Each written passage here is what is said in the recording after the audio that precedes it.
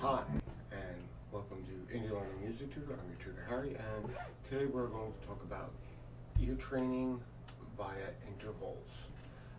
What that generally means is that we're going to train our ears to relate to the intervals rather than attempting to get perfect pitch, because if you're like me and you haven't been studying music since you were a small child, perfect pitch is going to be impossible, to be completely fair. The full length of these exercises will be included in a PDF that will be created at some point in time within a week of this video's posting. You can find that on my ILMT.com, MYILMT.com. Today it's a very simple exercise. It's just to get your ears used to hearing only the intervals. Now, there are plenty of ear training programs out there, but the tactical sensation of using your instrument to get these intervals in your head should have a significant impact on your playing. You can easily go grab a program that's going to give you a random note and a random note at an interval from that, and you identify the interval, and that's great, but does that automatically translate to the instrument that you're using? And I disagree. I do not think it does. So in the spirit of that, we try to do a little bit of practice with intervallic ear training on the instrument itself. So what we're going to do is we're going to use the G major scale.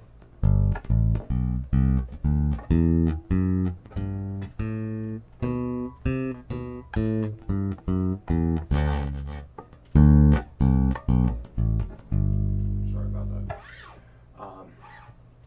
And with the G major scale, you have the root, A the second, B the third, C the fourth, D the fifth, E the sixth, F sharp the seventh, and G the tonic, the root octave up. You also have, the 2 an octave up, the 3rd an octave up, the 10th, and the 11th, the 4th an octave up under your fingers, but we're not going to concern ourselves with that. We're only going to be concerned with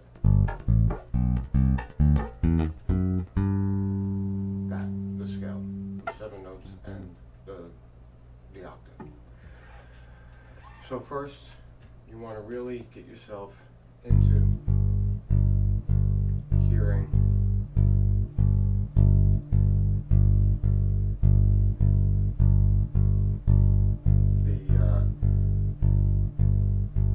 the root note.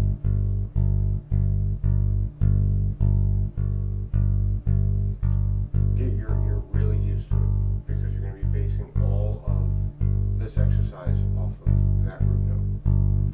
Okay, so now we're going to start with the arpeggio, because practically speaking, you're going to hear more thirds, fifths, sevenths, and tonics than you are twos, fours, and sixes. It's just the way it is. So we're going to start with our third.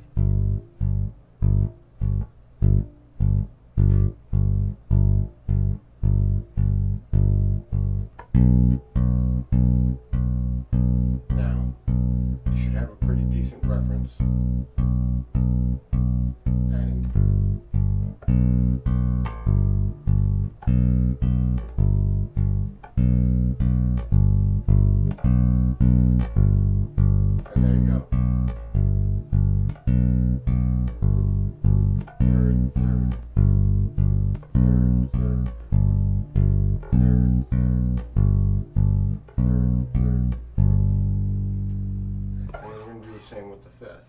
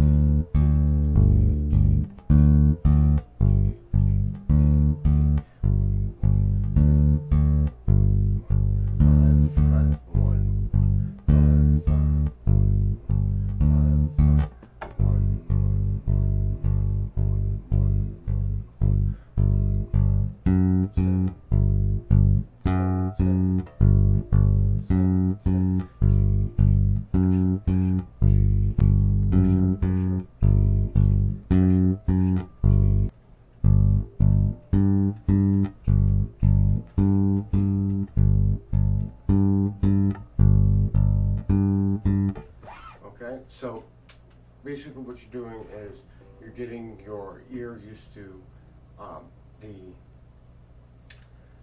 ratio between your fundamental frequency, your root, and your third, your fifth, your seventh, your octave, which is a 1-to-1 ratio. And once you get those really under your fingers, well, in your ears, and you can really identify them, you know,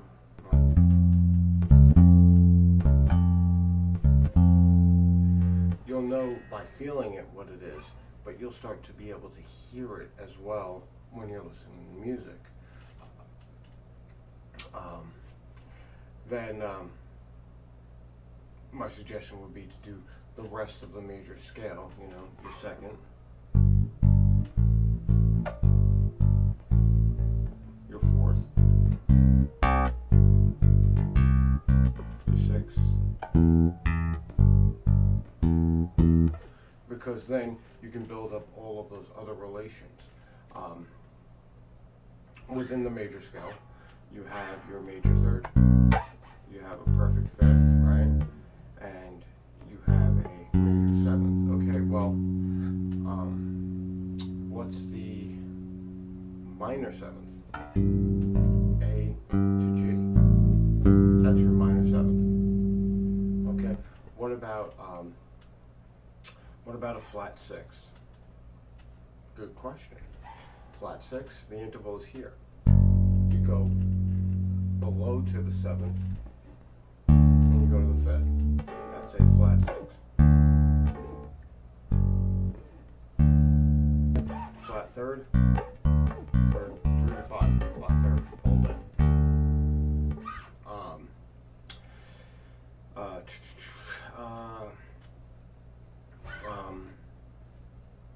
Your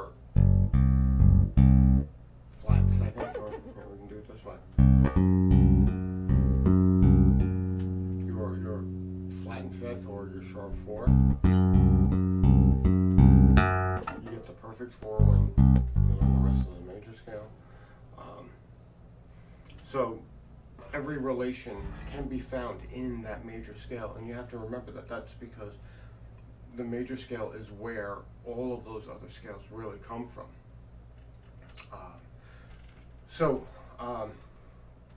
That's the deal with intervallic ear training. Again, I'll have a PDF put together, and it will be up probably within a week of this posting, which should be the week after the 4th of July, work permitting. Thank you for coming to ILMT. I appreciate you. Maybe you can consider, if you like this content, hitting the like, subscribing, leaving a comment. Let me know if there's anything you want to learn about. And keep coming back for more quality-based content. Bye.